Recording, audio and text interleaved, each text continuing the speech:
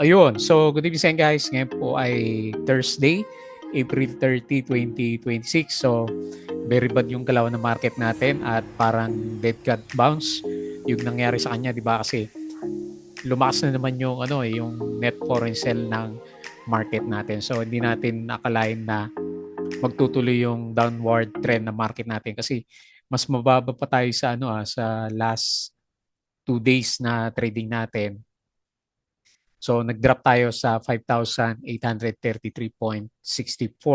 So meron tayong 1.2% na drop sa main na index natin. So ibig sabihin, karamihan mga blue chips natin laglag dito sa market natin. Pero anyway, ganun din naman sa global markets natin. So ngayon yung futures ng US market, hindi rin siya maganda. Kagabi, nag-drop din siya, di ba? So may malit na drop yung US market. And then sa European stocks, laglag din po siya at saka sa Asian market. Ayan, karamihan sa Asian markets, laglag din po siya.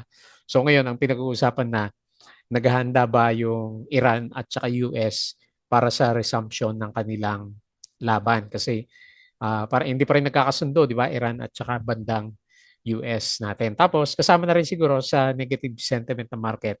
Long holidays pala tayo. May 1 Friday, di ba? Labor Day celebration. So, walang pasok. Sakto, no? Sahod, tapos walang pasok sa Pilipinas. So, ayan. Nag-withdraw karamihan ng mga foreigners natin. So, malakas ulit yung net foreign sale natin. Mabot siya ulit ng 537.1 million. So, ang total natin na net foreign sale sa market is 12.7 billion. Ayan. Okay? So, may mga gumalaw ba? Konti lang yung gumalaw. Tapos hindi rin ganun kalaki yung mga volume dito sa market natin. Okay? So anyway, nanguna sa listahan natin si RCI. Ito yung binomba kanina. Pero noong umaga, si Dito at saka si PHR yung gumagalaw nagbago. Pagdating ng pre-close ng market natin. Tapos Doji pa yung candle nitong si Dito natin. Okay? So RCI 21.88%. Malakas yung galaw. Tapos si IMI. So hopefully bounce na to. Nag-up siya ng 5.44%. Meron siyang 632K net foreign sell. Si Union Bank of the Philippines nabuhay 4.2%. Meron siyang 686K net foreign buy. Tapos si dito natin 0% lang naman siya at 1.7 million net foreign buy. Kaso Dow G. So tignan natin by Monday baka profit taking si dito natin. And then akala ko diretso na to And then si SEC nag-drop ulit. So pangit ulit yung galaw ng market. Negative 4.94%. And then si Ali, medyo mababa kasi yung mga earnings na nilalabas niya. So nag-drop siya ng 4.19%. And then meron siya 46.99 million net foreign sell. Okay? Very bad. Long weekend, tapos red day tayo for today. Ayan. So, disclaimer pa rin sa mga bago sa channel natin. As usual, yung review natin is for education purposes lang po yan. So, wag mong gagamitin ito as a reason para mag-buy, sell, or hold ng stocks. May risk po kasi na involved sa market. Due diligence lang po kung ng stocks yung gusto mong bilhin. Ayan. So, lalo na ngayon, hindi natin matadya kung ng mga stocks yung gagalaw. And then, follow mo lang po ako dito sa ating Palaboy Trader na YouTube channel. So, weekends naman tayo. Subscribe ka lang or kung gusto mo, join ka dito sa trading group naman natin. Okay? So, yung mga nakasubscribe, maraming salamat sa mga viewers pa rin ng market natin kahit na medyo may na yung market natin. Company reviews. So, aral na lang ulit tayo kasi long weekends. Profit or loss sa market, basic indicators, technical analysis, fundamentals, yung mga risk management, and basic learnings sa market po natin. And then follow mo din po ako dito sa ating Palawi Trader Crypto ko to. So meron tayong assignment na review dito kay Xstocks. So tignan natin yan kung magawa natin over the weekends. And then social media, Facebook account na Palawi Trader. Follow mo na lang or dito sa Facebook page para updated ka sa mga post po natin. And then sa Twitter, meron maga naglabas ng summary si Philippine Stock Exchange. So tinamaan ngayon sa mga stocks natin mining naman. Ay nag-drop siya ng 2.83%. Ibig sabihin nag-drop si FNI at saka si nickel, no? Tapos sinundan ng property 1.39% at saka ng holding firms negative 1.12%. Okay? So net foreign sale, ibig sabihin Yung verde natin kahapon, dead cat bounce. Ayan. Okay? So trading holiday, there will be no trading day tomorrow, 1st May. Trading resumes ng Monday, May 4. Ayan. Kaya mahaba po yung bakasyon at saktong-sakto sa sahuran. Okay, so foreign funds bought, PNB, Union Bank, Meralco, Maynilad, SCP, GSMI, Monde, Costco, CREET, Double Dragon, MRC, Dito Globe, Converge, Cebu, Mac, PHR, IPO, Web, Pure Gold, Robinsons Retail, APX, NPX. Foreign funds sold, BDO, BPI, China Bank, DHI, ASEN, APF, Gen, CNPF, DNL, Emperador, IMAI, ABA, AC, Aboites, Ali, OLHCA REITs, TEL, ICT, Bloom Plus, SI, Welcon, AT, Nickel, at saka si OGP. Okay? Ali net income, ito yung negative news. So, meron siyang 23% down sa kanyang earnings. Pero 5.3 billion, di ba? Laki pa rin. Ali has broken below previous support and is currently testing a new low at 15.1. Ayan, 52 weeks low si Ali natin. Okay, puro Ali yung mga post natin kasi bad yung earnings niya. Ayan, puro Ali. Tapos si PHR has seen significant recent gains, surging 66% over the past week. So dahil sa bargain hunting, wala pa rin naman balita si PHR at saka si Dito. Aboitiz Equity nearly doubled its first quarter net income, up 96%. SEC, so ang graph ulit, lost about 18 billion market value after government indefinitely. So hindi pa natin alam kung kailan ulit yan. Deferred the cool auction, weighing heavily on investors' confidence. May ginagawa ng mga official natin. Share buyback, SMPH, saka si MEG. Robinson said it has completed due diligence under the Council for State Agencies. Robinson's Retail, ano ba to? Proposed tender offer at 48 pesos per share. Hindi pa rin tapos pala to. And then si ASEAN supporting solar rooftop program. TAP announced is secured regulatory clearance to proceed with its follow-on offering of perpetual preferred shares worth up to 1.5 billion pesos. Okay? And then closing sa US market, medyo drop nga siya kagabi. Okay? So walang good news. Si VP Sara pa rin yung napapanood ko sa balita sa Pilipinas. And patalasas ulit yung Patreon channel natin. Tignan nyo na lang po yung mga gusto ng guide sa trading sa Philippine markets. Okay, so punta tayo dito sa index. Ayan na. So wala ulit. Kulelat ulit tayo kasi walang foreigners dito sa market natin. So retest ulit tayo ng 5,800. Yung naudlot natin na pagpunta dito sa oversold condition, mukhang matutuloy na by next week. Kung hindi pa rin tumigil sa pagbenta yung mga foreigners po natin. Okay? So nag-close tayo 5,800. Negative 1.26% and then 537 million net foreign sell. Okay? Very bad. Naku, may buhos pa yata. Baka double bottom pa natin. 5,600. Wag naman sana, pero okay. Yan ang expectation natin pag wala pa rin foreigners sa market natin. Okay? So yung mga winners, actually si Max ang winner eh. Pero walang volume 16.23%. Ayan, tinutuloy yung galaw. Tapos sino pa? Walang volume yung iba, mga penny stocks. Si IMAI, ito may volume. 5.4%. Nakabalik ng konti ulit. Tapos si GSMI, 3.4%. Dami niyang dividends pala dito. Malalaki ba? So, mga 2%. 1% pala. Okay. Lagi siya namibigay ng dividends. Si Hinebra San Miguel.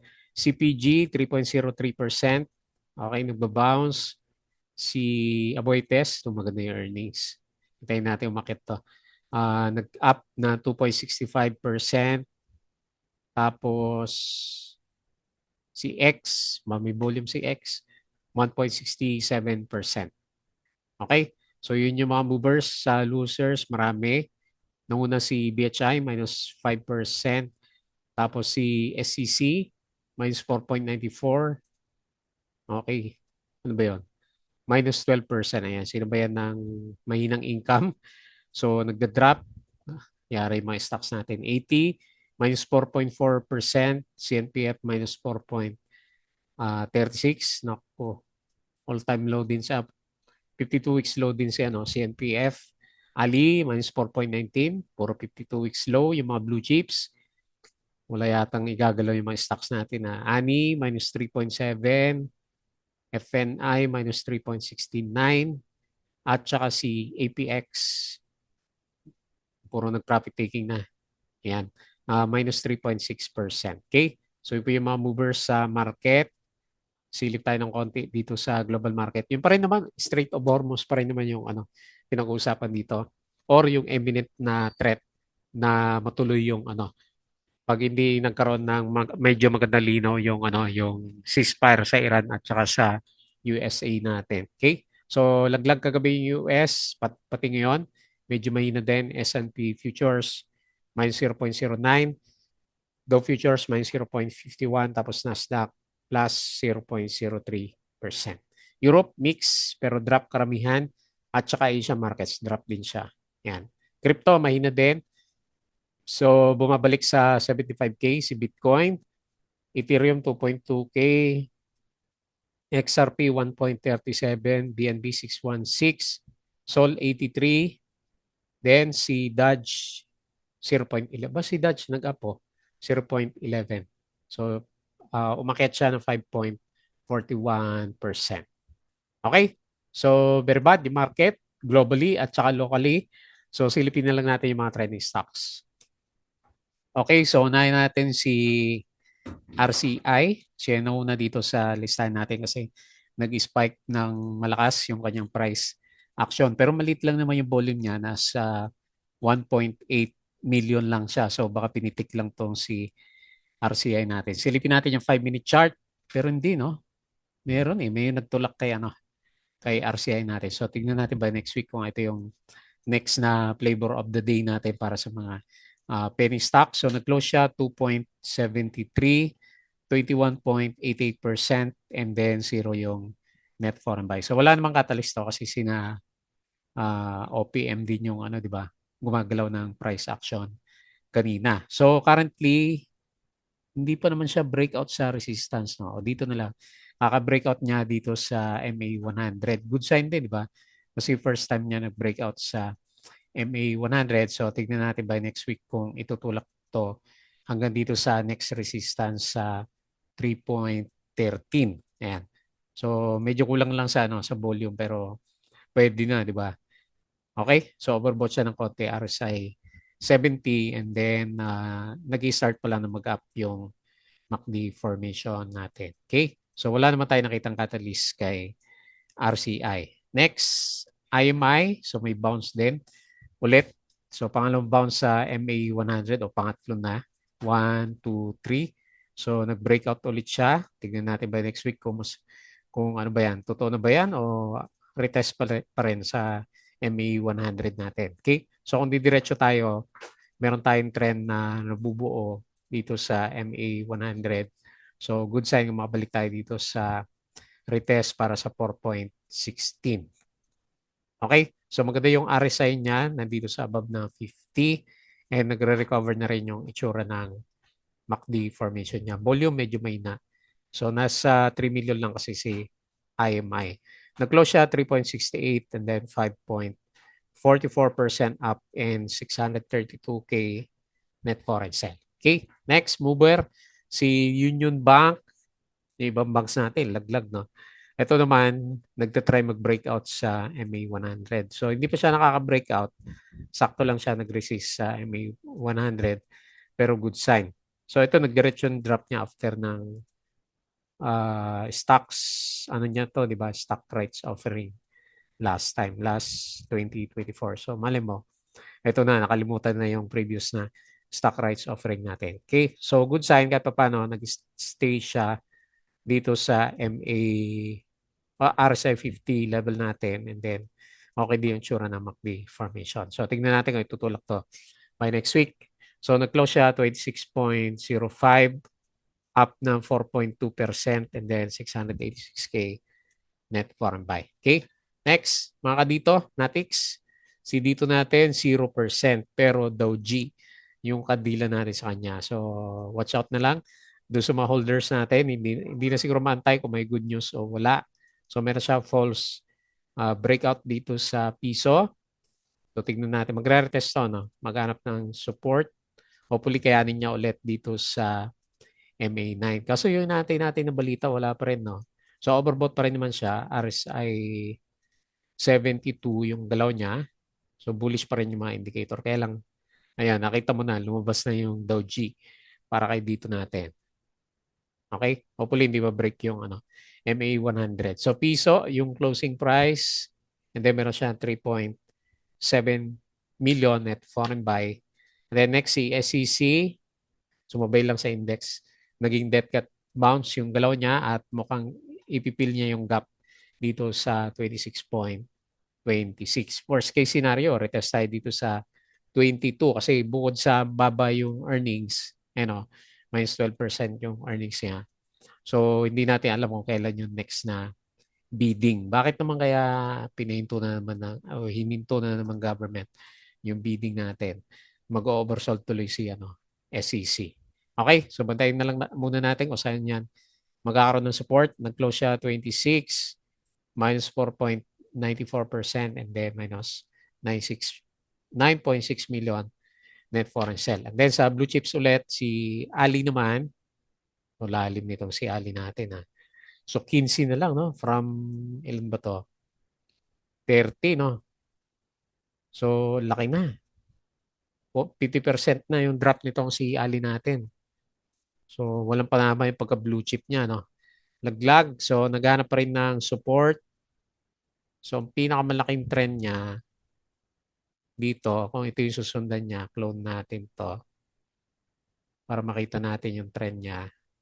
Kung malalim pa, 12 pa yung sinasabi ng trading channel natin, di ba? Kung talagang susundin natin yung pinaka-bottom niya dito last time. Okay? So anyway, not a good sign. Hopefully, mag-bounce na siya. So sinasabay ng negative sentiment na market plus yung 25% na drop sa kanyang earnings, di ba? Pero dito yung first quarter pala yung sinasabi ko kanina. Okay? So may na. So 15.1 closing price minus 4.19%. Bearish na yan, no? Kasi more than 50% in drop. And then minus 46.9 million net foreign sell. Okay? So yun na lang muna. Kaya muna natin yung mga port natin.